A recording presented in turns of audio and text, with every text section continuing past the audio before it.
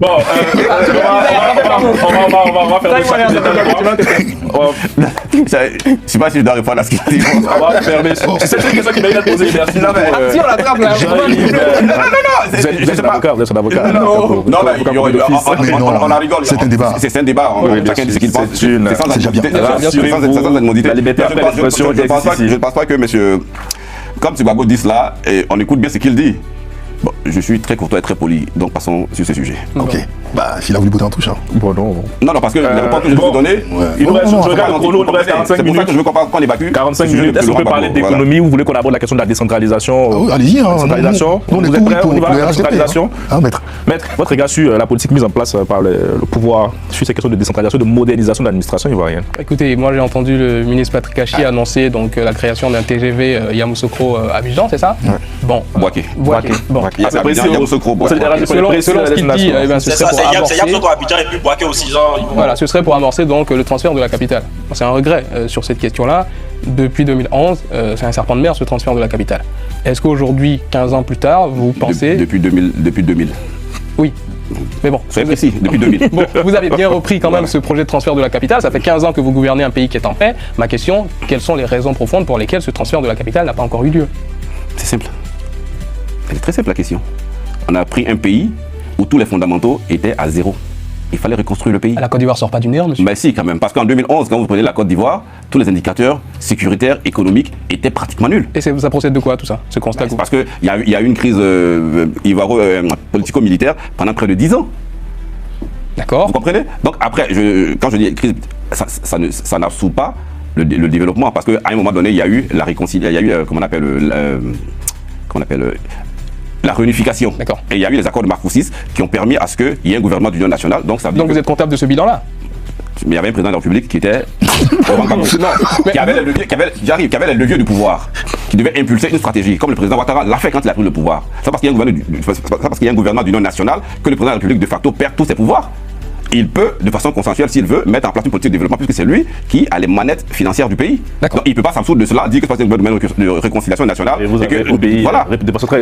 En tête d'un gouvernement, et puis voilà, on a travaillé avec lui, donc après on va nous jeter la pierre. D'accord, donc vous dites que la Côte d'Ivoire sort du néant auquel vous avez finalement contribué, puisque vous avez co-dirigé la Côte d'Ivoire avec M. Laurent Gbagbo. Donc si la Côte d'Ivoire entre 2000 et 2011 c'était le néant, il y a une part de responsabilité. On peut dire aussi aujourd'hui légitimement que le RHDP gouverne la Côte d'Ivoire depuis 2000. Et pour des questions techniques rapidement, qu'est-ce qu'il faut concrètement pour changer de capitale? Du point de vue, je pense que le RHDP saura nous le dire. Parce qu'on entend beaucoup en décentralisation, Yamoussoukro, mais c'est le transfert des institutions, déjà premièrement le transfert des institutions à Yamoussoukro, transfert de tout ce qui est administration centrale à Yamoussoukro. Oui, il y a un hôtel particulier, il faut qu'il y ait une présidence, il faut qu'il y ait des représentants administratifs pour que les ministères y soient logés, le logement pour les fonctionnaires, et puis voilà. Si 2030 on aura cette promesse. Bon, ce sont de lourds investissements. Maintenant, si... oublier cette promesse. Non, pas forcément l'oublier, on peut la faire de façon progressive. Parce qu'après ça demande beaucoup d'argent aussi. Après il faut prioriser les choses. Oui, mais il y a de l'argent, mais après il faut vraiment prioriser les choses de sorte que ce développement-là soit vraiment inclusif. Parce que quand on va commencer à faire ce genre d'investissement, on trouvera encore des personnes qui vont dire oh mais pourquoi est-ce que vous ne donnez pas l'argent à temps? Pourquoi est-ce qu'il y a des pauvres ici, il y a des pauvres là, pourquoi? Donc après il faut que cela soit dans un cadre vraiment très cadré pour qu'on puisse avancer là-dessus. Alors c'est très intéressant ce que vous dites là en fait en ce qui concerne la décentralisation. Il faut bien remettre les choses dans leur contexte parce que j'entends beaucoup de choses et là je suis pas vraiment d'accord. Yamoussoukro devient la capitale politique ivoirienne en 83. C'est une volonté manifeste de Félix Houphouët-Boigny. D'accord? On a un changement plausible de Yamoussoukro en quelques années. Vous avez même 88, pose de la première pierre en fait de la basilique avec Jean-Paul II, 90, inauguration de la basilique. On a Yamoussoukro qui est déjà pensé. Yamoussoukro est pensé au niveau de son architecture, tout ce que vous étiez en train de dire. Pour déplacer une capitale, en fait, on n'a pas nécessairement besoin en fait, d'accord, de mettre 15 tours administratives. Parce qu'au plateau, il y en a combien des tours administratives?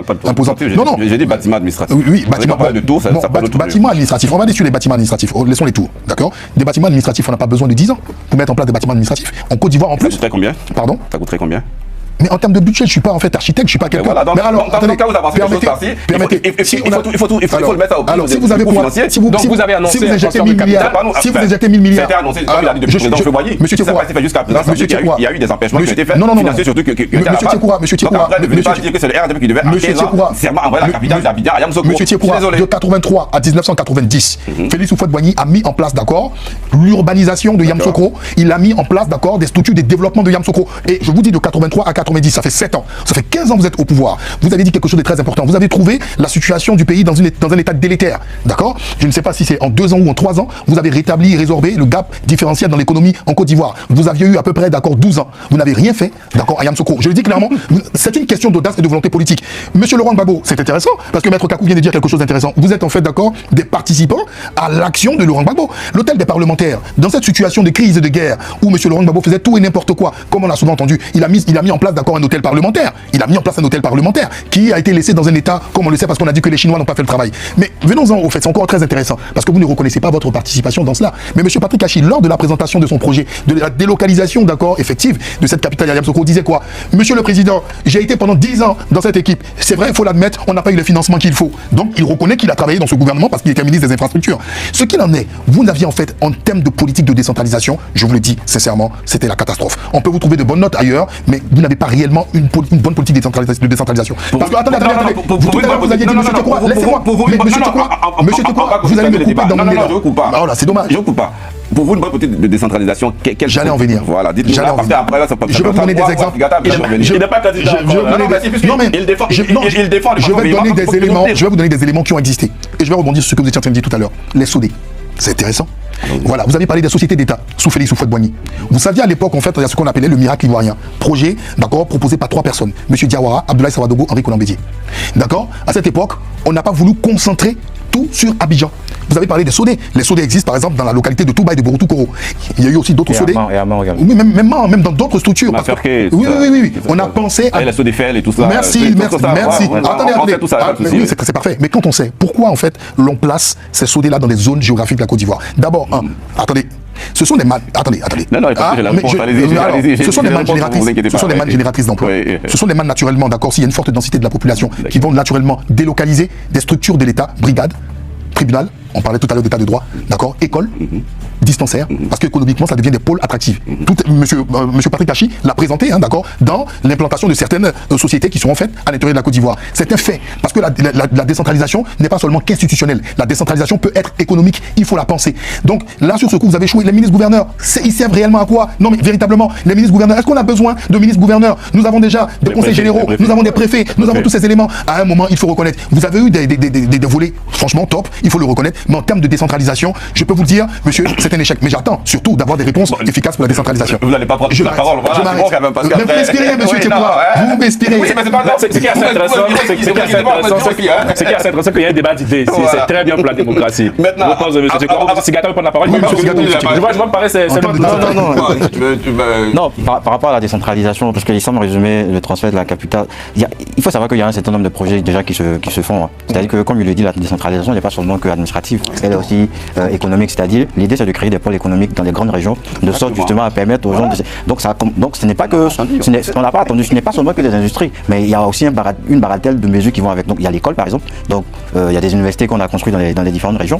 Et puis aujourd'hui, ce qu'on a constaté, c'est que, comme le ministre Adjumani l'a dit, créer des unités de production en fonction des spécialisations des zones. Par exemple, au nord, l'ANACAD, vous avez vu, récemment, on a inauguré une unité d'égrainage de noix de cajou du nord. Et il y a plusieurs unités, 151 unités, même si elles n'ont pas l'envergure d'une industrie, mais ce sont des micro-unités justement qui existent aujourd'hui. Et l'idée, c'est un peu de localiser les zones comme Mans, où il y avait à l'époque le soja, et à Mans, la sodérie, là où j'habitais juste à côté de la sodérie, effectivement. Donc l'État a repris justement ces projets de sorte à décentraliser et créer des pôles économiques. Et même dans les projets qu'on a aujourd'hui, vous le verrez. Et même quand on parle de l'administratif également, il y a quand même au niveau des tribunaux, de 9 tribunaux, on est passé à 35, il y a eu la réhabilitation. Donc permettre justement aux gars qui sont à l'intérieur du pays d'avoir accès justement à l'administratif, aux tribunaux, au lieu de venir jusqu'à Abidjan. Donc il y a un certain nombre de choses qui sont déjà... Et sur les ministres-gouverneurs que vous interpellez dessus, quel est le sens de cette nouveauté? Bon, encore une fois, je reviens à la politique du président de la République. Le jour où un autre parti politique viendra au pouvoir, qu'il estime qu'il est ministre-gouverneur, il n'en veut pas, il ne les nomme pas.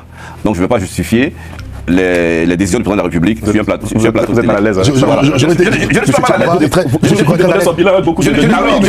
pas mal à l'aise avec. Pourquoi? Parce que il y a le ministre-gouverneur, par exemple, de la région de Korogo, de la région des Savanes, qui a initié dernièrement un forum Invest dans le Nord. Quand on fait un forum